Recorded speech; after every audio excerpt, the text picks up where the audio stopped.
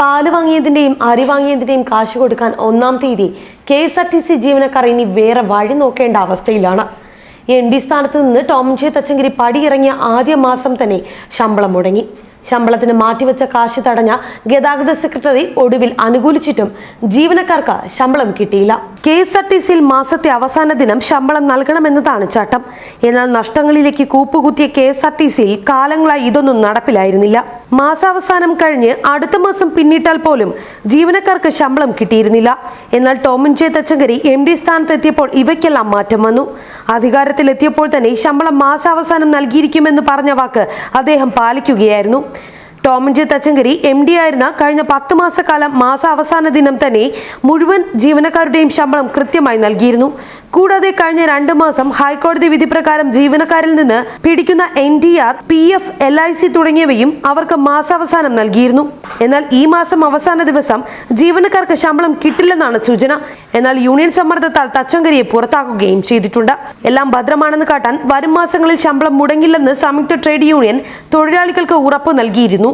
എന്നാൽ സർക്കാരിനോട് 50 കോടിയുടെ ധനസഹായം ആവശ്യപ്പെടുകയാണ് പിന്നീടുണ്ടായത്. അതിൽ 20 കോടി ധനസഹായം സർക്കാർ അനുവദിക്കുകയും ചെയ്തു. എന്നിട്ടും ബാക്കി തുക കണ്ടെത്താൻ കോർപ്പറേഷനായില്ല. ഇതോടെയാണ് വീണ്ടും പ്രതിസന്ധി ഉടലെടുത്തിരിക്കുന്നത്. മാസശമ്പളം കൂടാതെ നിർബന്ധമായി മടക്കേണ്ടിയിരുന്ന professional tax, NTR, PF, LIC, pension പ്രോസസ്സിംഗിനുള്ള 4 കോടി എന്നിവയൊന്നും ഈ മാസം ഒട്ടും നൽകാൻ സാധിക്കില്ല.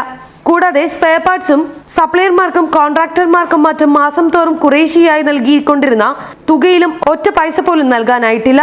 തച്ചങ്കരി പോയ ശേഷം പിറ്റേന്ന് മുതൽ 50 ലക്ഷം രൂപ മുതൽ 1 കോടി രൂപയുടെ വരെ വരുമാനക്കുറവാണ് ദിവസം തോറും ഉണ്ടായിക്കൊണ്ടിരിക്കുന്നത്. സർവീസ് നടത്തുന്ന കിലോമീറ്ററുകൾ കൂടുകയും ചെയ്യുന്നുണ്ട്. വരുമാനം കുറഞ്ഞതിനേക്കാൾ ഉപരി ചെലവുകൾ വർദ്ധിച്ചത് പിന്നെയും തിരിച്ചടിയായിരിക്കുകയാണ്. അതർ ഡ്യൂട്ടികൾ പുനഃസ്ഥാപിച്ചതോടെ ഓപ്പറേറ്റിംഗ് ജീവനക്കാരുടെ എണ്ണം കുറഞ്ഞു. കൂട്ടത്തോടെ ഡ്രൈവർമാർക്കും കണ്ടക്ടർമാർക്കും സ്ഥാനക്കയറ്റം നൽകിയത് മൂലം ചെലവും കൂടി. ഇത് മാത്രമല്ല, ബസ്സിൽ ഡ്യൂട്ടി ചെയ്യേണ്ട ജീവനക്കാരുടെ എണ്ണത്തിൽ ഗണ്യമായ കുറവുമുണ്ടായി. തന്മൂലം കൂടുതൽ ബസ്സുകൾ ഓടാതിരിക്കുകയും ഓടുന്ന ബസ്സുകളിൽ ഓവർ ടൈം ഡബിൾ ഡ്യൂട്ടികൾ നൽകുകയും ചെയ്തു. നിയമപരമല്ലാത്ത കൺട്രോളിംഗ് ഇൻസ്പെക്ടർ മുതലായ നേതാക്കന്മാരുടെ സുഖജീവിതത്തിനുള്ള തസ്തികകളെല്ലാം പുനഃസ്ഥാപിക്കപ്പെട്ടു. പെൻഷൻകാരുടെ കാര്യവും കഷ്ടം തന്നെയാണ്. കൃത്യസമയത്ത് പെൻഷനായി നൽകേണ്ട കണക്കുകൾ സഹകരണ ബാങ്കുകളിലേക്ക് കോർപ്പറേഷൻ നൽകാത്തതിനാൽ പെൻഷൻ വിതരണവും മുടങ്ങിയിരിക്കുകയാണ്. യൂണിയൻ നേതാക്കൾ ചീഫ് ഓഫീസിന്റെ ഭരണം കൈയടക്കിയതോടെയാണ് കാര്യങ്ങൾ അവതാളത്തിലാകുന്നത്.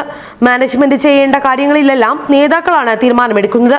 പൊതുജനങ്ങളും വലിയൊരു വിഭാഗം ജീവനക്കാരും കൈയടിച്ച് സ്വീകരിച്ച് കോർപ്പറേഷനിലെ പരിഷ്കാരങ്ങൾ തച്ചങ്കരിയുടെ പടിയിറക്കത്തോടെ അവതാളത്തിലായി. ഇതോടെ നഷ്ടങ്ങളിലായിരുന്ന KSRTCയുടെ വളർച്ച നഷ്ടങ്ങളിലേക്ക് തന്നെയാണ് പോയിക്കൊണ്ടിരിക്കുന്നത്. ന്യൂസ് ഡെസ്ക്, മറുനാടൻ TV.